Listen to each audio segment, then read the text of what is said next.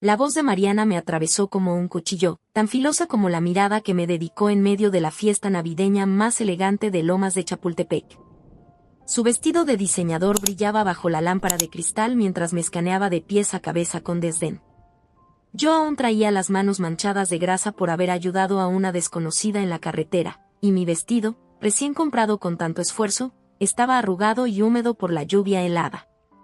Había llegado 30 minutos tarde a la mansión de los Ortega de la Mora, esperando al menos un poco de comprensión. Pero lo único que encontré fue desprecio. Preferiríamos que se fuera, dijo Mariana, sin molestarse en bajar la voz. Sentí que todos los murmullos se apagaban de golpe. Mis mejillas ardieron, y me pregunté cómo había terminado ahí, en medio de esa humillación pública. Si hoy estás escuchando mi historia, quiero llevarte unos meses atrás, a ese instante en que todo comenzó, cuando yo, Carmen Morales, una mujer de 64 años nacida y criada en la Ciudad de México, en la colonia Narvarte, recibí la llamada que me metería de lleno en este mundo de apariencias. En ese entonces, vivía tranquila en mi pequeño departamento. Mi pensión apenas me alcanzaba para cubrir los gastos del mes. Habían pasado 5 años desde que mi esposo, Julián, falleció, dejándome con recuerdos y lo justo para sobrevivir. No para disfrutar, apenas para mantenerme de pie. Fue en una de esas tardes grises cuando sonó el teléfono. Era Ricardo, mi hijo. Mamá, me dijo con voz cautelosa, la familia de Mariana quiere conocerte, de verdad. Me pidieron que te invite a su fiesta de Navidad. Me quedé en silencio unos segundos. Llevaban 3 años de casados y, en todo ese tiempo, Mariana había hecho hasta lo imposible por mantenerme lejos.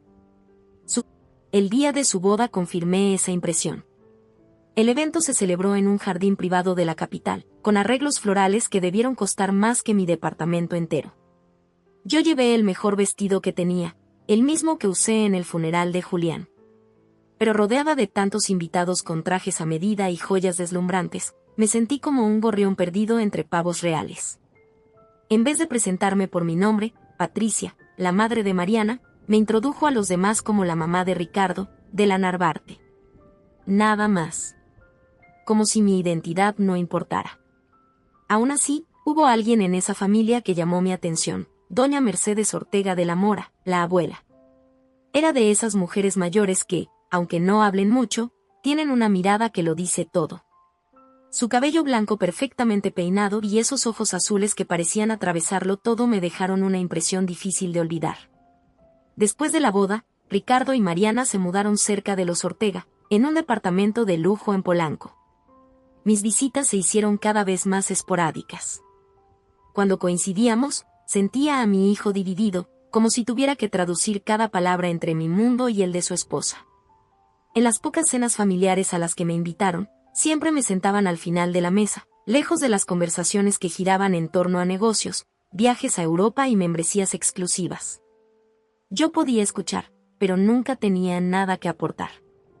Así que cuando Ricardo me llamó con esa invitación a la fiesta navideña, me sorprendí. Pensé que quizá algo había cambiado. Que tal vez doña Mercedes había convencido a los demás de incluirme. El entusiasmo me ganó, y me lancé a preparar todo como si fuera el examen más importante de mi vida. Pasé 2 días enteros recorriendo tiendas hasta encontrar un vestido que pareciera costoso sin salirse de mi presupuesto. Terminé en una rebaja de Liverpool, donde hallé uno color vino con detalles discretos. De 2,000 pesos estaba rebajado a 600. Para mí era un lujo enorme. También compré unos zapatos que me apretaban y una bolsa pequeña que hacía juego. Toda esa semana ensayé frente al espejo cómo respondería si me preguntaban sobre mi vida, sobre mi departamento o sobre Julián. Practiqué sonrisas y frases educadas, como si me estuviera entrenando para un papel en una obra de teatro. La mañana de la fiesta desperté con la ilusión de encajar, aunque fuera por un instante. Pero el clima no cooperó.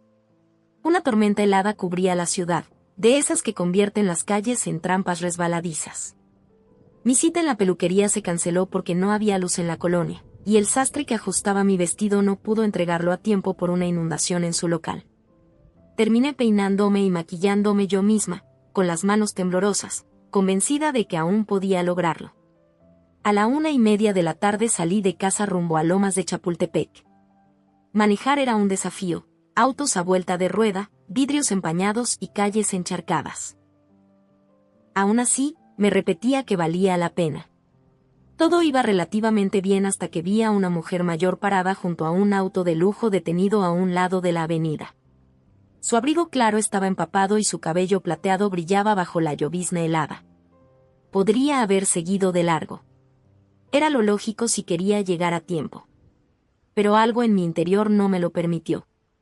Frené y bajé la ventanilla.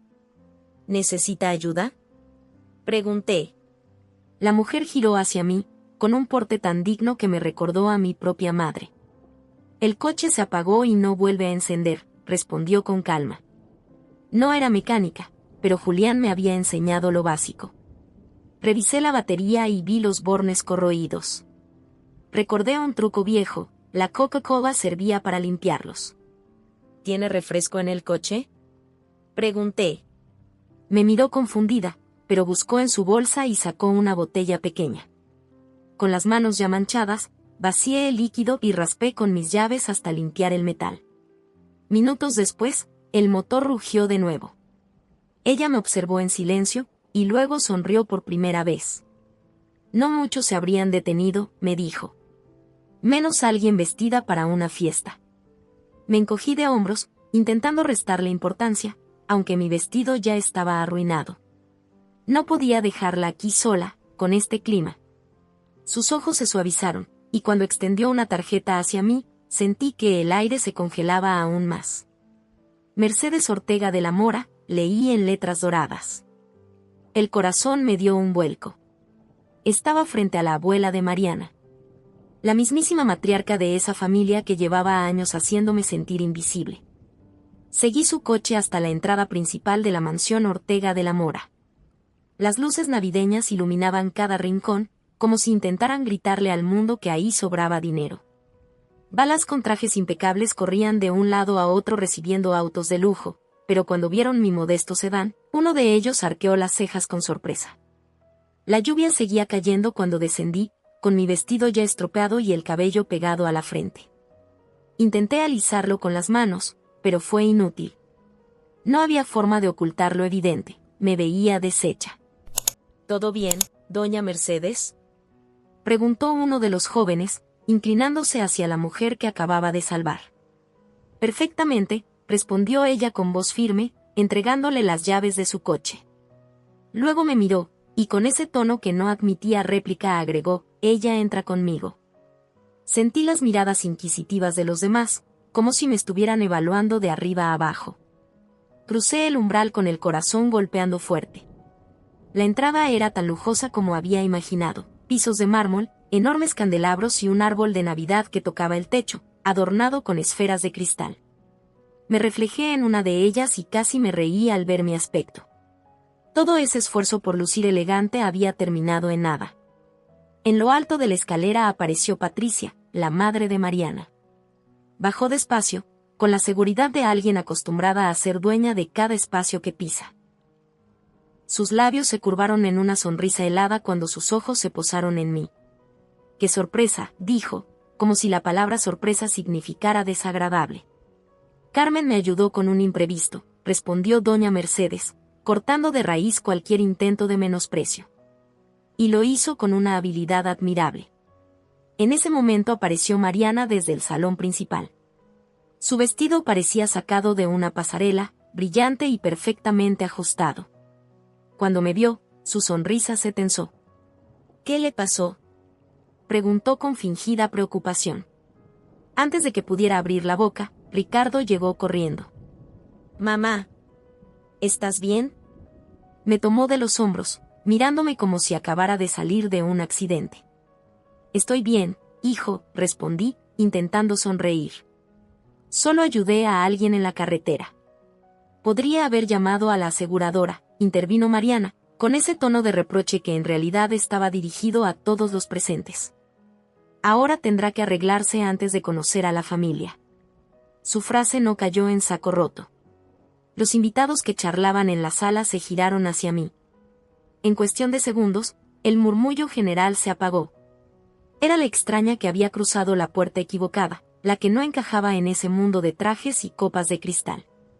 Don Fernando, el padre de Mariana, se acercó con paso firme. Tenía la voz grave de los hombres que están acostumbrados a mandar. Doña Carmen, bienvenida, dijo, aunque el hielo en su tono revelaba lo contrario. Quizás se sienta más cómoda si regresa a su casa a cambiarse. Lo entenderíamos perfectamente. La vergüenza me golpeó como un ladrillo. Estuve a punto de dar media vuelta. Pero entonces escuché la voz de doña Mercedes, clara y cortante como un látigo. Fernando, creo que todos aquí deberían escuchar lo que Carmen hizo antes de llegar. El silencio se volvió absoluto. Podía sentir decenas de ojos sobre mí. Me encontró en la carretera, anunció.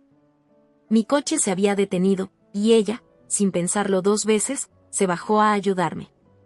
Ensució su vestido, arruinó su peinado y llegó tarde a esta fiesta, todo por no dejar a una desconocida a la intemperie. Un murmullo recorrió la sala. Algunos rieron con incredulidad cuando mencionó la Coca-Cola, otros intercambiaron miradas sorprendidas. ¿Cuántos de ustedes habrían hecho lo mismo?, preguntó la anciana, con esos ojos azules que parecían desnudar conciencias. Nadie respondió.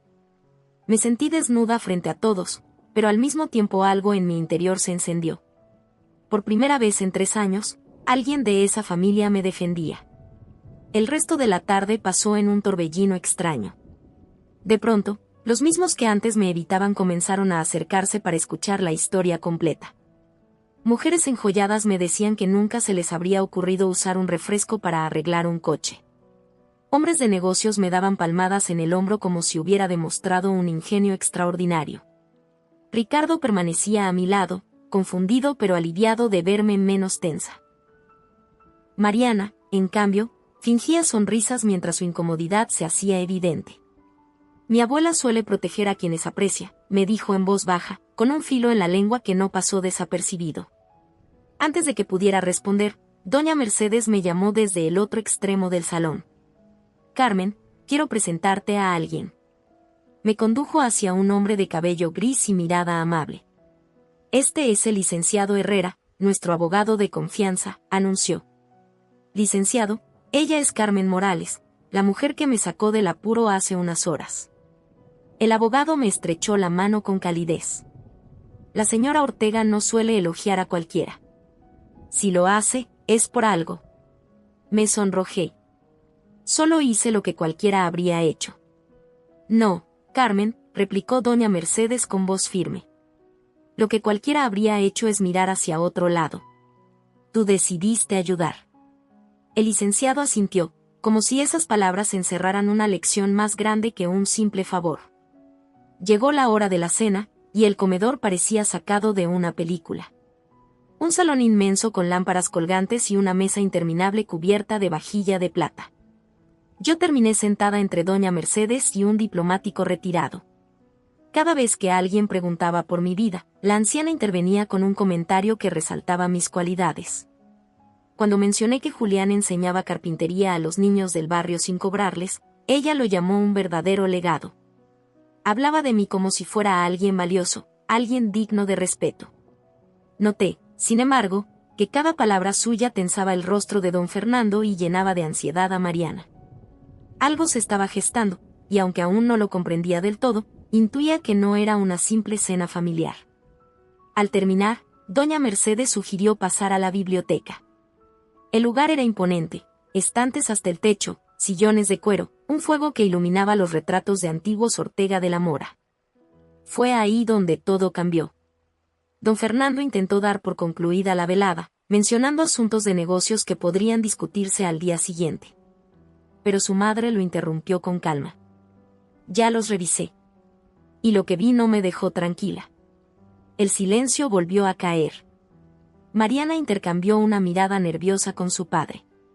La empresa está en excelentes números, madre, dijo don Fernando, molesto. No hay nada de qué preocuparse.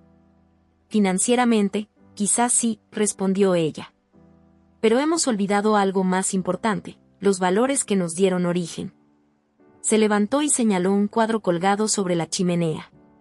Una mujer joven, de unos 40 años, con los mismos ojos penetrantes que ella. Esa soy yo, en 1969, dijo. El año en que fundé lo que hoy es Ortega de la Mora. El aire se volvió pesado. Todos se miraron entre sí, incrédulos. ¿Fundó? Pregunté sin poder contenerme. Doña Mercedes asintió con serenidad. Con un préstamo de 5,000 pesos y un local rentado en el centro. Todos creyeron que era imposible para una mujer. Pero aquí estamos. El mundo se me vino encima. Todo lo que había escuchado durante años hablaba del patriarca como el gran empresario. Y ahí estaba ella, reclamando un legado oculto. Siempre nos dijeron que fue el abuelo, balbuceó Ricardo, atónito. Así convenía, dijo ella con una calma demoledora. En esos tiempos, un negocio encabezado por una mujer era blanco de burlas, de obstáculos. Dejé que pensaran lo que quisieran, pero cada contrato, cada decisión, fue mía. El rostro de don Fernando se tornó rojo.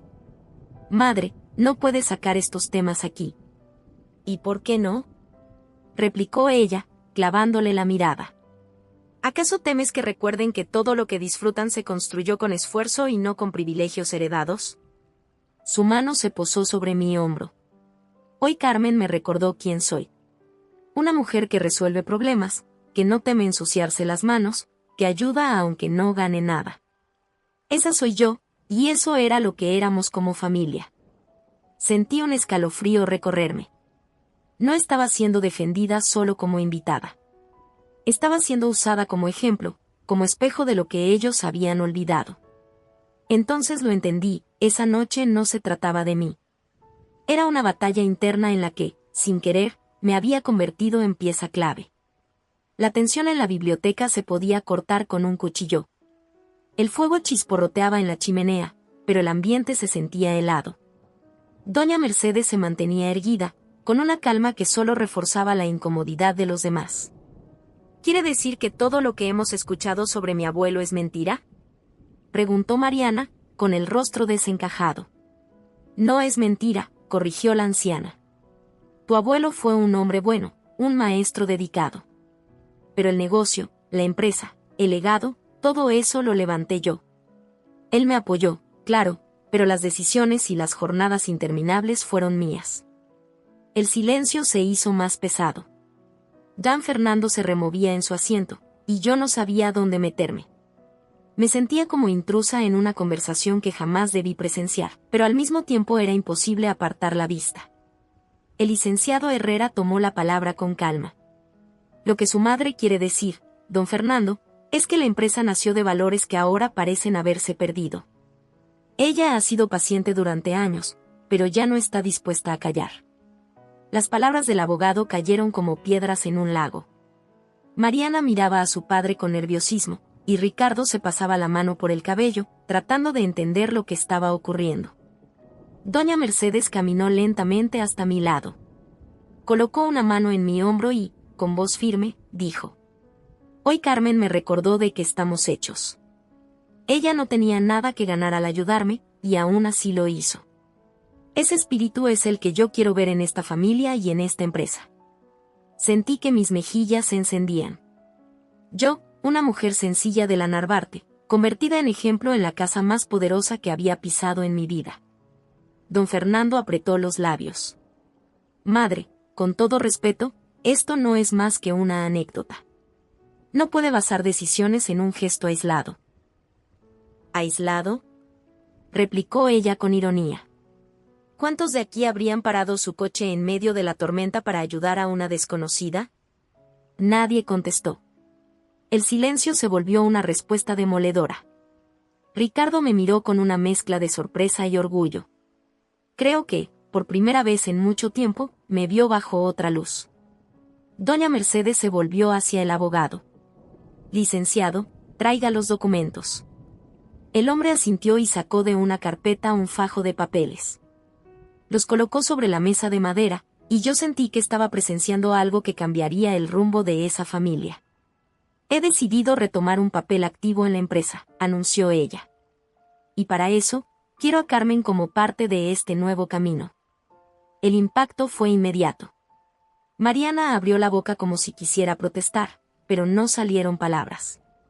Don Fernando golpeó la mesa con la palma. «Esto es absurdo», exclamó. «¿Una mujer sin experiencia en negocios? Es una broma». «Lo absurdo», respondió ella con serenidad, «es haber convertido una empresa fundada con sacrificio en un club exclusivo que olvida a la gente que le dio su confianza. Carmen tiene lo que ustedes han perdido, humanidad». Me quedé paralizada. Yo, parte de la empresa de los Ortega de la Mora. Apenas podía administrar mis cuentas mensuales sin calculadora, y ahora me estaban ofreciendo un lugar en la mesa más exclusiva de la capital. Yo, no entiendo, balbuceé. Doña Mercedes sonrió con ternura, aunque sus ojos brillaban con firmeza. No necesitas entenderlo todo de inmediato, Carmen. Lo único que debes saber es que veo en ti lo que me impulsó a levantar esta compañía hace más de 50 años. Honestidad, valentía y la capacidad de pensar en los demás antes que en ti misma. El licenciado Herrera aclaró la garganta. La propuesta es formal. Se trata de un puesto de consultoría, jefa de vinculación comunitaria y responsabilidad social. Un contrato de prueba de 6 meses. ¿Se da cuenta de lo ridículo que suena?, interrumpió don Fernando. Una vecina de la Narvarte tomando decisiones sobre nuestra empresa. Fernando, la voz de su madre cortó el aire. No olvides que todo esto existe gracias a una mujer a la que nadie quiso tomar en serio. Tal vez es hora de recordar que los títulos y los apellidos no lo son todo. Me quedé sin palabras. Tenía frente a mí una oportunidad que jamás habría imaginado, y al mismo tiempo un miedo enorme de fracasar. Ricardo tomó mi mano por debajo de la mesa. «Mamá, ¿segura que quieres esto?», preguntó con sinceridad. Lo miré. Durante años había sentido que lo perdía, que su vida con Mariana lo alejaba de mí. Pero en ese instante vi en sus ojos algo distinto, respeto. «Sí, hijo», dije, sorprendida por mi propia firmeza. «Quiero intentarlo». Doña Mercedes sonrió y asintió con satisfacción. «Eso basta». La conversación continuó entre reproches y tensiones, pero yo apenas escuchaba. Todo giraba a mi alrededor, la biblioteca, los retratos solemnes, las miradas de incredulidad. Era como estar en un sueño extraño donde yo, la invitada incómoda, me convertía en pieza central de una historia que no me pertenecía. La velada terminó pasada la medianoche. Cuando me despedí, muchos que antes me habían evitado se acercaron a estrecharme la mano. Algunos lo hacían por cortesía, otros por puro cálculo. Pero yo ya no me sentía invisible. Esa noche, al acostarme en mi modesto departamento, con los zapatos arruinados y el vestido manchado, supe que algo había cambiado para siempre. No solo en mi relación con la familia de mi hijo. También dentro de mí. Dormí poco esa noche. Me quedé mirando el techo de mi departamento en la Narvarte, repasando cada detalle de lo ocurrido. No lograba asimilarlo. Una simple decisión de detenerme en la carretera había cambiado por completo mi relación con los Ortega de la Mora. Me habían visto en mi peor estado, manchada y despeinada, y sin embargo fue ahí cuando doña Mercedes me dio un lugar que jamás habría imaginado. La mañana siguiente, Ricardo me llamó temprano. «Mamá, ¿de verdad aceptaste?», preguntó con voz incrédula. «Sí, hijo. Es una oportunidad, y no pienso desperdiciarla». «Pero, ¿qué sabes de empresas?», insistió. Suspiré. Lo suficiente para entender que sin gente, sin comunidad, nada se sostiene. Eso, al parecer, es lo que tu familia olvidó. De a otro lado de la línea, guardó silencio. No discutió más. Esa misma semana recibí una carpeta enviada por el licenciado Herrera. Era el contrato de prueba, 6 meses como consultora en vinculación comunitaria y responsabilidad social. El sueldo era impensable para mí, 75,000 pesos mensuales. Mis manos temblaban al sostener ese papel. Con eso podía cambiar mi vida entera. La primera reunión fue en las oficinas centrales, un edificio enorme en Paseo de la Reforma. Entré con el corazón acelerado, temiendo no encajar. Los pasillos estaban llenos de gente trajeada, con miradas calculadoras y pasos rápidos. Yo llevaba mi mejor ropa, pero aún así sentía que me observaban como intrusa. Cuando entré a la sala de juntas, don Fernando ya estaba ahí. No ocultó su incomodidad. Espero que entienda que esta decisión fue de mi madre, no mía, dijo, sin saludar siquiera. No espere facilidades. Antes de que pudiera responder, la puerta se abrió y entró doña Mercedes, impecable, con un bastón que más que apoyo parecía cetro. Fernando, Carmen está aquí porque yo lo decidí. Y mientras yo respire, mis decisiones cuentan. El silencio que siguió dejó claro quién seguía teniendo el poder. Las primeras semanas fueron un reto. Me asignaron entrevistas con empleados de todos los niveles, desde ejecutivos hasta personal de limpieza. Escuché historias de descontento, quejas sobre sueldos bajos, falta de apoyo, horarios inhumanos. Todo eso contrastaba con la imagen pública de una empresa exitosa y familiar. Yo tomaba nota sin interrumpir, con la convicción de que esas voces merecían ser escuchadas. A veces me preguntaba si realmente podría cambiar algo, pero cada vez que dudaba recordaba las palabras de doña Mercedes: la humanidad no se aprende en juntas de directorio, se vive. Mariana, mientras tanto, me miraba con creciente hostilidad. En las pocas ocasiones que coincidíamos, sus frases eran cortantes. Supongo que ya se siente parte de la familia. Oh. Espero que no se crea indispensable. Yo respondía con calma. No quería entrar en guerras inútiles.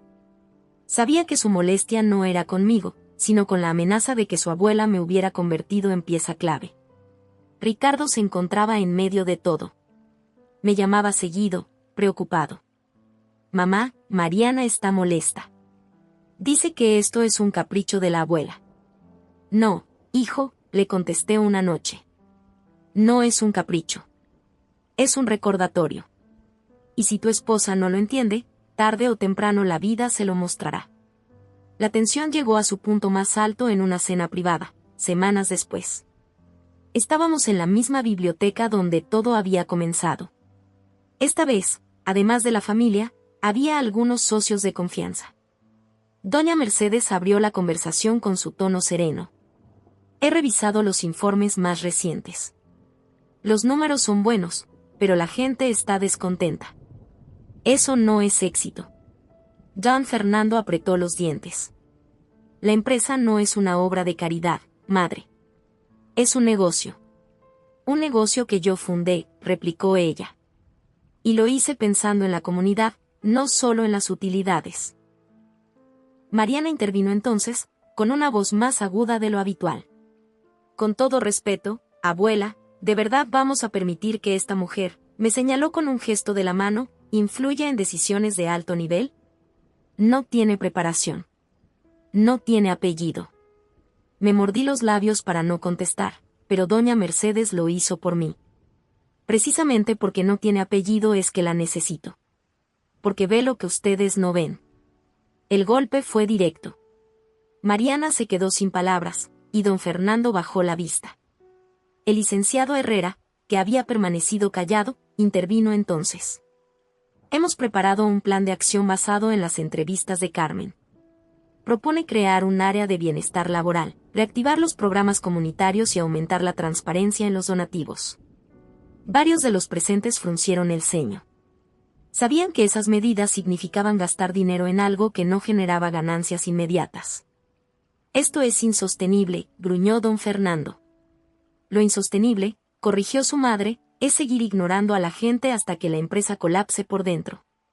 La discusión se alargó, pero algo quedó claro: doña Mercedes tenía la última palabra, y me había escogido como aliada. Esa noche, al salir de la mansión, Ricardo me alcanzó en el estacionamiento. Mamá, nunca pensé que tendrías tanta fuerza. Lo miré con ternura. La fuerza no siempre se nota, hijo. A veces está en el silencio, en decidir ayudar aunque nadie lo espere. Él me abrazó. Por primera vez en años sentí que lo recuperaba, aunque fuera un poco. Los meses pasaron más rápido de lo que imaginé. Entre reuniones, entrevistas y visitas a comunidades, mi vida cambió por completo. Cada día aprendía algo nuevo: cómo funcionaban los contratos, cómo se negociaban alianzas, cómo se redactaban informes. Pero lo que más me sorprendía era descubrir que mis ideas simples, basadas en la empatía, tenían un peso real en decisiones millonarias. Propuse abrir talleres de capacitación gratuita para jóvenes de barrios marginados. También impulsé un programa de salud para los empleados de menor rango, esos que nadie miraba pero sin los cuales la empresa no podía funcionar. Algunos directivos pusieron el grito en el cielo, pero doña Mercedes siempre me respaldó. Lo que hacemos ahora marcará el futuro, repetía con firmeza. Y si no les gusta, recuerden que sin estos cambios la empresa se quedará sin alma. Con el tiempo, incluso los más escépticos tuvieron que aceptar que algo estaba funcionando. Los empleados comenzaron a mostrar más compromiso, la imagen pública de la compañía mejoró y, para sorpresa de todos, también las ganancias. Mariana, sin embargo, nunca bajó la guardia. Su incomodidad era evidente cada vez que coincidíamos. Intentaba ignorarme, pero el hecho de que su abuela me incluyera en conversaciones clave la consumía por dentro. Ricardo, en cambio, parecía distinto. Poco a poco entendió que lo que estaba ocurriendo no era una amenaza, sino una oportunidad. Una noche me llamó y me dijo: «Mamá, estoy orgulloso de ti». Esas palabras, más que cualquier contrato, me hicieron sentir que todo valía la pena. Al cumplirse los 6 meses de prueba, doña Mercedes convocó a una reunión en la biblioteca de la mansión. Ahí estaban todos, la familia, los socios principales y el licenciado Herrera con una nueva carpeta bajo el brazo. «Hoy no hablamos de cifras», dijo la anciana, rompiendo el silencio inicial. «Hoy hablamos de valores. Carmen ha demostrado que la empresa no necesita más títulos, necesita humanidad. Por eso, a partir de ahora, quedará oficialmente como directora de vinculación comunitaria». Un murmullo recorrió la sala. Dan Fernando intentó objetar, pero ella levantó la mano. Decisión tomada. Me levanté con el corazón latiendo fuerte. «No sé qué decir», balbuceé. «Diga lo mismo que me dijo aquella tarde en la carretera», respondió ella con una sonrisa. «Que hay cosas más importantes que llegar impecable a una fiesta». No pude evitar reír entre lágrimas. Salí de la mansión con la sensación de haber cruzado un umbral invisible. Ya no era la suegra incómoda, ni la mujer que se esforzaba por encajar. Era alguien que, a su manera, había encontrado un lugar. Esa noche, al volver a mi departamento, me detuve frente al espejo. Vi a una mujer de 64 años con arrugas y cicatrices, pero también con una dignidad renovada. Comprendí que no había cambiado para encajar en su mundo, había sido fiel a mí misma, y eso era lo que me había abierto las puertas. A veces pienso en lo irónico que fue todo. Yo temía ser juzgada por mi ropa barata, por mis zapatos gastados, por no pertenecer. Pero lo que realmente me dio valor ante ellos fue mi capacidad de detenerme en medio de la tormenta y ayudar a alguien sin esperar nada. No sé qué me depare el futuro. Tal vez este nuevo puesto sea solo un capítulo más. Lo que sí sé es que, por primera vez en mucho tiempo, me siento en paz. Recuperé parte del cariño de mi hijo, me gané el respeto de una familia que me menospreció y, sobre todo, recordé que aún tengo mucho por dar. Hay fiestas que te cambian el ánimo. Esta, en cambio, me cambió la vida entera.